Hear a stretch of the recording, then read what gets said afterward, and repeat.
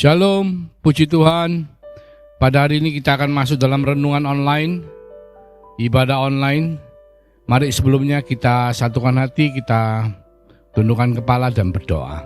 Terima kasih Tuhan untuk kesempatan yang boleh kami miliki, mendengarkan, merenungkan firman-Mu, menerima kehadiran-Mu dalam kehidupan kami. Supaya bukan hanya kami boleh mengerti, tapi kami boleh melakukan apa yang menjadi isi hati-Mu. Urapi setiap daripada kami Tuhan. Terima kasih Tuhan. Di dalam nama Yesus kami mengucap syukur. Kami berdoa. Haleluya. Amin. Puji Tuhan, kita hari ini akan berbicara mengenai keluarga. Kenapa keluarga, saudaraku? Sebuah negara, sebuah bangsa akan menjadi kuat ketika mereka memiliki keluarga-keluarga yang solid di dalam kehidupan mereka sehari-hari. Dan sangat penting bagi saudara dan saya untuk mengerti betapa pentingnya sebuah keluarga bagi setiap daripada kehidupan manusia. Jadi kita akan berbicara bagaimana kita bisa melihat ciri-ciri dari keluarga yang mempunyai fondasi yang kuat ya. The foundation of a strong family. Kita kalau lihat statistik di Amerika, di Eropa, bahwa perkawinan itu dari 3 perkawinan ada 2 perceraian terjadi. Jadi keluarga-keluarga di sana mereka mengalami banyak kehancuran. Sehingga 2 daripada 3 perkawinan mengalami kegagalan. Dan itu membuat akhirnya keluarga tidak bisa menjadi satu bagian yang bisa menopang dari kehidupan sebuah bangsa yang kuat. Jadi untuk memiliki keluarga yang kuat, kita lihat juga statistik yang telah dibuat oleh seorang pastor di Amerika, gembala, di mana dia mengambil sampel survei dari anak-anak Tuhan yang betul-betul di dalam Tuhan, yang selalu datang ke gereja secara rutin, mempunyai pendalaman Alkitab dan mau dalam persekutuan dengan anak-anak Tuhan yang lainnya. Dan dari statistik yang diambil, saudaraku, ternyata hanya 0,09% mengalami perceraian. Jadi dari 1013 keluarga hanya 1 yang bercerai, 1 keluarga yang bercerai bagi orang-orang yang betul-betul di dalam Tuhan. Jadi untuk sebuah keluarga menjadi solid, menjadi kuat, fondasinya adalah kita harus kembali kepada firman Tuhan. Di Keluaran 20 ayat 3 dikatakan, jangan ada padamu Allah lain di hadapanku. Firman Tuhan mengatakan. Di Amsal 3 ayat 6 dikatakan, akuilah dia dalam segala lakumu, maka ia akan meluruskan jalanmu. Dikatakan bahasa Inggrisnya, in everything you do, put God first, then He will direct and crown your efforts with success. Jadi untuk sebuah keluarga bisa mengalami fondasi yang kuat kokoh adalah ketika keluarga itu menjadikan Tuhan sebagai bagian yang terpenting dalam kehidupannya, menjadikan firman-Nya menjadi bagian yang dikatakan di Amsal 3 ayat 6 adalah in everything you do put God first. Jadi taruh Tuhan pertama, first, F-I-R-S-T ya. First itu singkatannya adalah ada 5 bagian di mana kita harus menempatkan Tuhan sebagai bagian yang pertama, first ya. F, finance, I, interest atau minat, R, relationship ya, S, schedule, and T, trouble. Jadi kita pada 5 bidang ini kita menempatkan Tuhan sebagai yang pertama, yang utama, sehingga apa yang kita lakukan boleh membuat kita menjadi keluarga-keluarga yang berfondasikan sangat kuat di dalam Tuhan.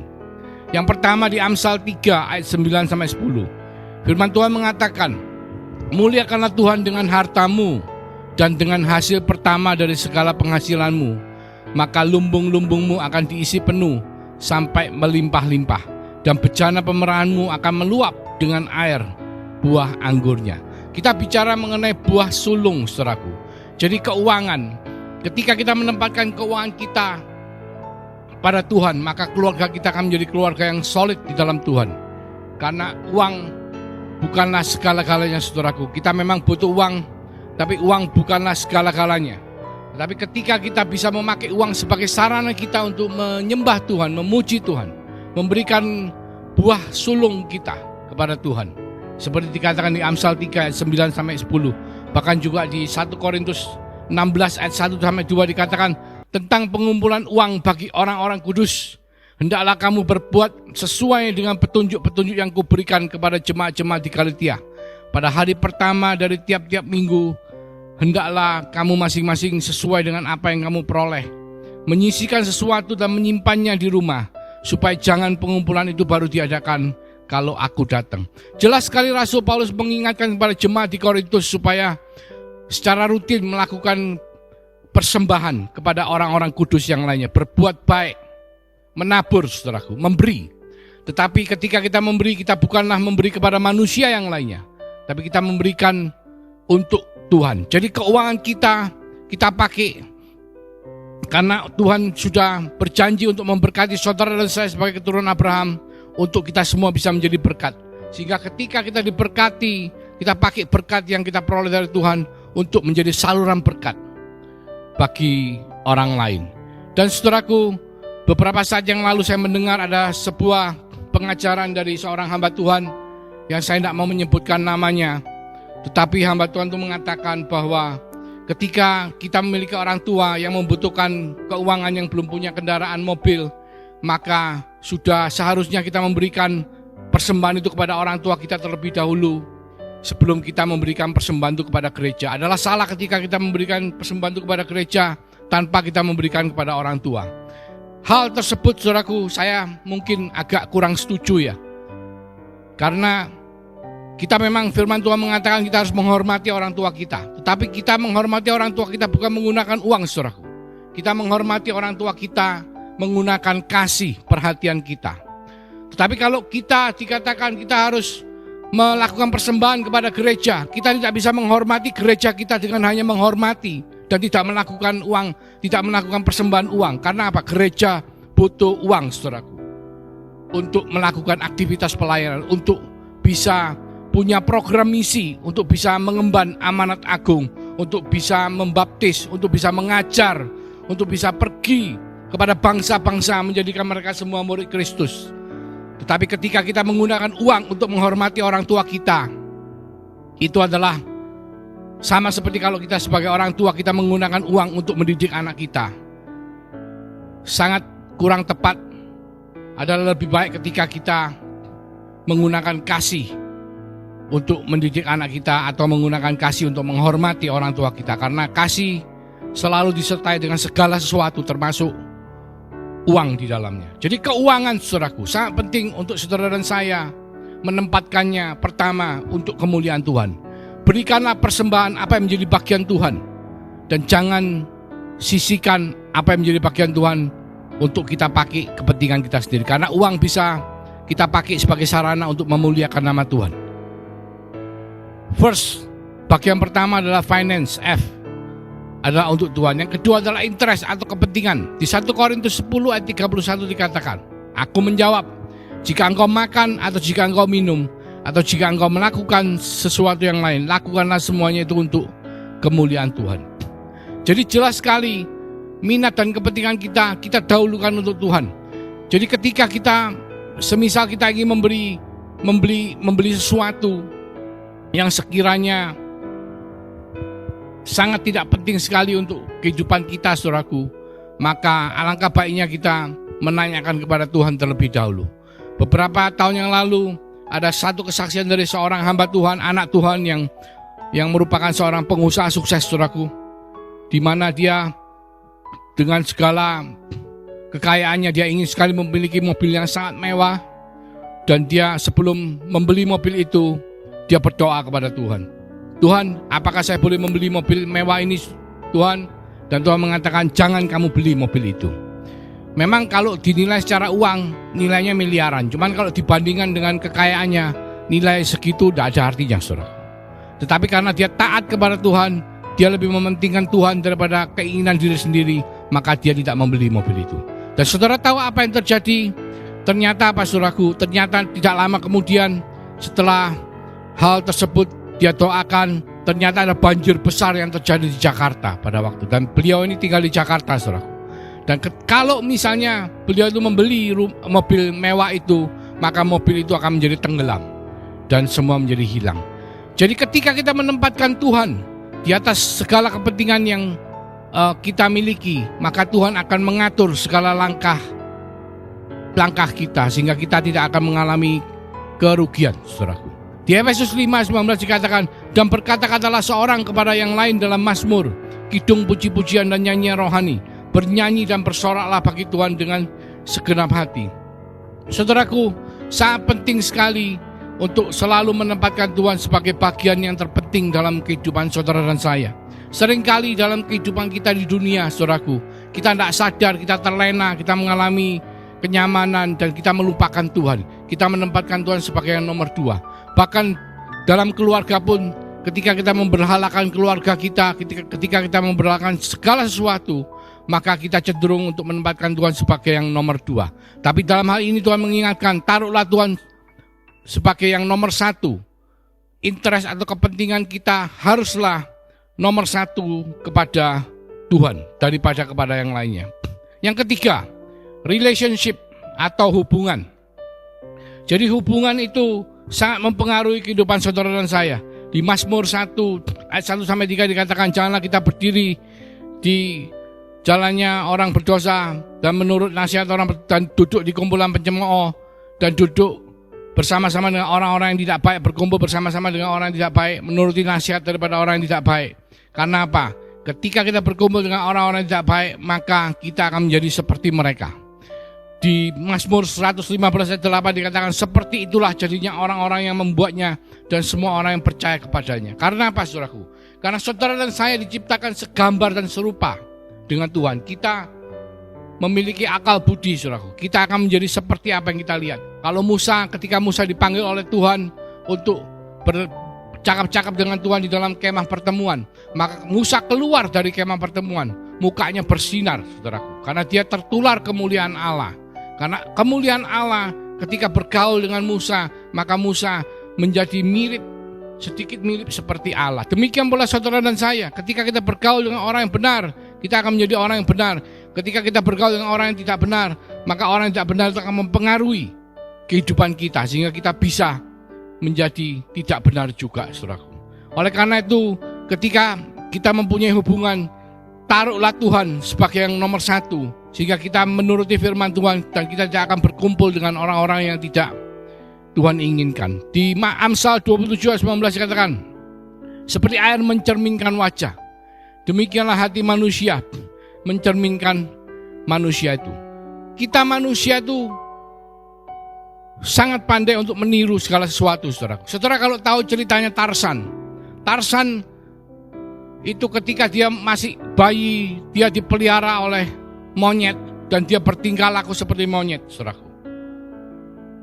Dia bisa naik pohon, dia bisa melakukan segala sesuatu yang seperti monyet lakukan. Tetapi ketika dia diketemukan oleh manusia dan dia dibawa ke benua Eropa dan diajar berkumpul dengan manusia, maka dia bisa bahasa Inggris. Dia bisa bertingkah laku seperti manusia.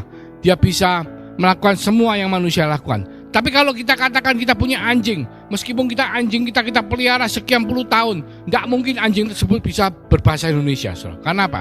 Anjing tidak berakal budi. Tapi manusia, kita diciptakan segambar dan serupa. Kita akan menjadi seperti apa yang kita lihat. Kita akan menjadi seperti apa yang kita bergaul. Oleh karena itu, saudaraku, janganlah kita bergaul sembarangan. Untuk relationship kita, hubungan kita dengan yang lainnya, keluarga kita, janganlah kita bergaul dengan orang-orang yang tidak berkenan di mata Tuhan. Tetapi kita harus kembali kepada firman Tuhan. Yang berikutnya adalah mengenai schedule atau waktu. Dikatakan di Efesus 5 ayat 16-17. Dan pergunakanlah waktu yang ada, karena hari-hari ini adalah jahat. Sebab itu janganlah kamu bodoh, tetapi usahakanlah supaya kamu mengerti kehendak Tuhan. Saudara, waktu itu gratis, saudara. Tetapi kita tidak bisa membeli. Dan setelah lewat, kita tidak bisa mengulangnya kembali. Oleh karena itu kita harus bijaksana dalam menggunakan waktu-waktu yang ada. Di Markus 1 ayat 35, Tuhan Yesus memberikan contoh yang luar biasa. Adalah ketika pagi-pagi benar, waktu hari masih gelap, ia bangun dan pergi keluar. Ia pergi ke tempat yang sunyi dan berdoa di sana. Pergunakanlah waktu sulung saudara untuk Tuhan. Ketika saudara membuka mata saudara pada pagi hari, ingatlah akan Tuhan. Panggil namanya Yesus. Berdoalah kepada Tuhan. Pergunakanlah waktumu dengan bijaksana. Karena waktu itu memang gratis, tetapi kita tidak bisa membeli waktu. Tidak ada satu orang kaya pun yang bisa membeli waktunya orang lain. Tetapi ketika waktu itu sudah berlalu, maka kita tidak bisa mengulangnya kembali. Seringkali orang-orang yang pada masa-masa akhir hidupnya, dia itu menyesali akan hal-hal yang dia tidak lakukan. Bukan akan hal yang dia lakukan, akan hal-hal yang dia tidak lakukan. Dan waktu manusia adalah setelempap, sekejap lewat. Jadi pergunakanlah waktu saudara dengan baik. Pakai waktu sulungmu untuk mencari Tuhan.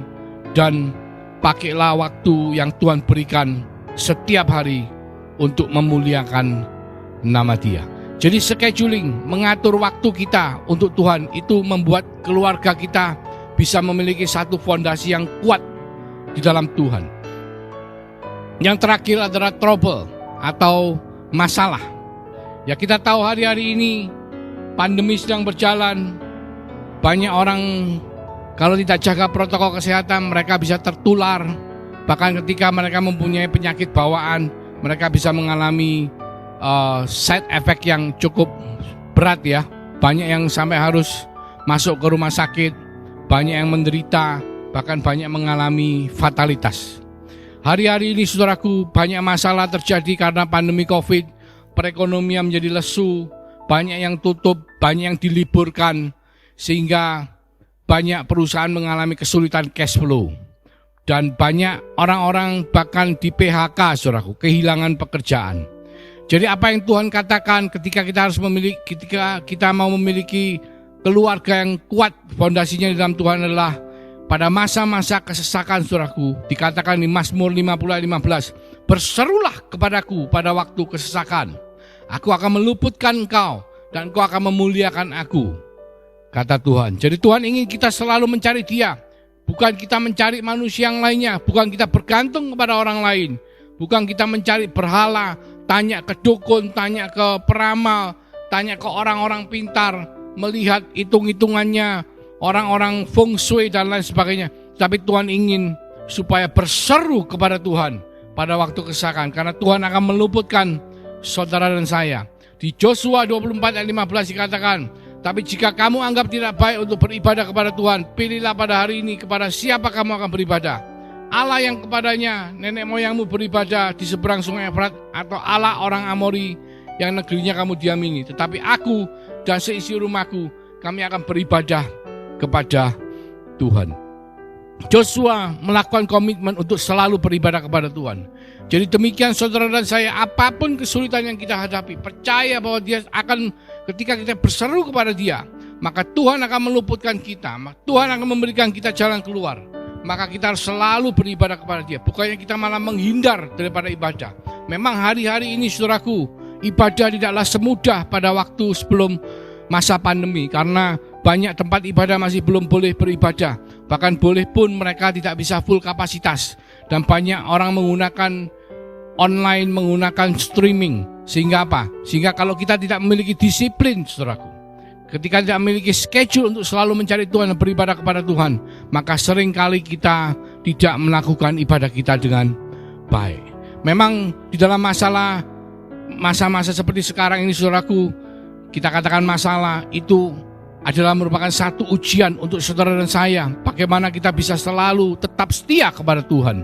Meskipun tidak ada memanggil kita. Kalau kita pada zaman-zaman dahulu, kenapa di atas gereja selalu diletakkan lonceng yang besar? Karena apa? Setiap kali mau ibadah saudaraku, lonceng itu akan dibunyikan untuk memanggil jemaat untuk datang saudaraku. Pada zaman dahulu kebiasaannya adalah seperti itu. Tapi hari-hari ini saudaraku, Tuhan telah memeteraikan Roh Kudus dalam kehidupan saudara dan saya. Dan roh yang ada di dalam kehidupan saudara dan saya itu akan memanggil saudara dan saya untuk melakukan ibadah pada waktu-waktu yang Tuhan kehendaki. Ketika saudara membuka mata saudara pada pagi hari, berdoalah, cari Tuhan Yesus. Ketika saudara merasa kesesakan dalam kehidupan saudara, berserulah kepada Dia.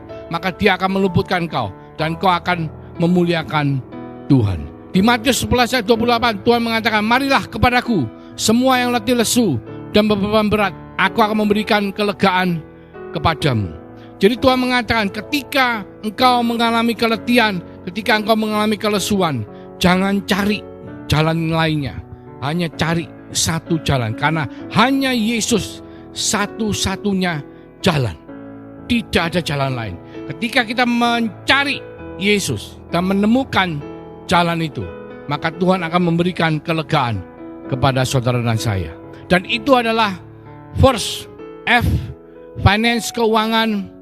I, interest, minat kita kepada Tuhan. R, relation, hubungan kita yang didasarkan dengan firman Tuhan. Schedule kita yang kita utamakan untuk Tuhan. Dan trouble, atau ketika kita menghadapi masalah, kita selalu mencari Tuhan. Dan ketika kita menempatkan Tuhan sebagai yang first, yang pertama dalam hidup kita, maka Tuhan akan membuat keluarga-keluarga kita menjadi keluarga-keluarga yang sangat kuat, tertanam di dalam Tuhan.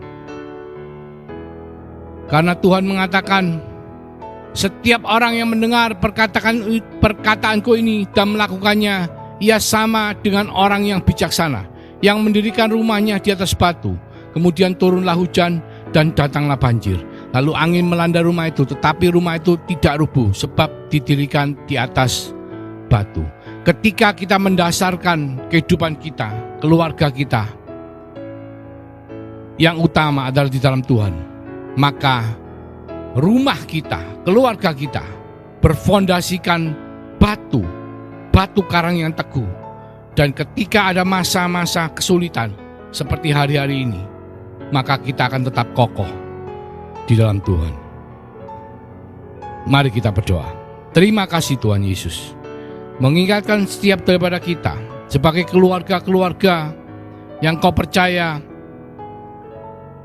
beribadah kepadamu, memuliakan namamu, supaya setiap daripada keluarga yang sudah Kau pilih, yaitu kami semua Tuhan, boleh menempatkan Kau sebagai yang pertama dalam kehidupan kami, dalam keuangan, dalam persembahan, di dalam minat atau interest kita kepada Engkau, pada kehidupan di dunia ini, menempatkan Kau di atas semua kedagingan yang fana. Juga di dalam hubungan kita dengan sesama kita, maka kita akan selalu memakai firman-Mu sebagai patokan untuk hubungan yang kita miliki. Juga membuat schedule yang mementingkan Kau yang utama sebagai yang sulung, waktu yang sulung untuk kehidupan setiap daripada kami. Bahkan ketika pada masa-masa kesulitan Tuhan, kami selalu berseru kepadamu. Kami tidak akan berpaling kepada yang lainnya. Terima kasih Bapa, dan biarlah keluarga kami boleh menjadi keluarga yang Shekinah glory di dalam Kau, berfondasikan batu karang yang teguh, karena Yesuslah satu-satunya jalan untuk menuju kepada Bapa, dan di sanalah kami berseru dan mencari wajah-Mu Tuhan. Terima kasih Bapa. Biarlah berkat yang Kau limpahkan dalam kehidupan setiap daripada kami, untuk menjadi keluarga-keluarga di dalam Kau yang kokoh, berlandaskan batu karang yang teguh, akan selalu diberkati untuk menjadi berkat bagi bangsa-bangsa. Mulai dari hari ini Tuhan, sampai Engkau datang yang kedua kalinya, bahkan sampai Maranatha. Di dalam nama Yesus Kristus, kami mengucap syukur, kami berdoa. Haleluya. Amin. Tuhan Yesus memberkati.